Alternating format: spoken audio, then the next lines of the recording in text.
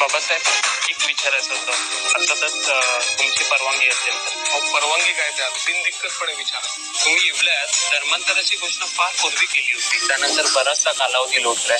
या मधल्या काळात तुम्ही धर्मांतराबद्दल काही ठोस निर्णय घेतलाय का?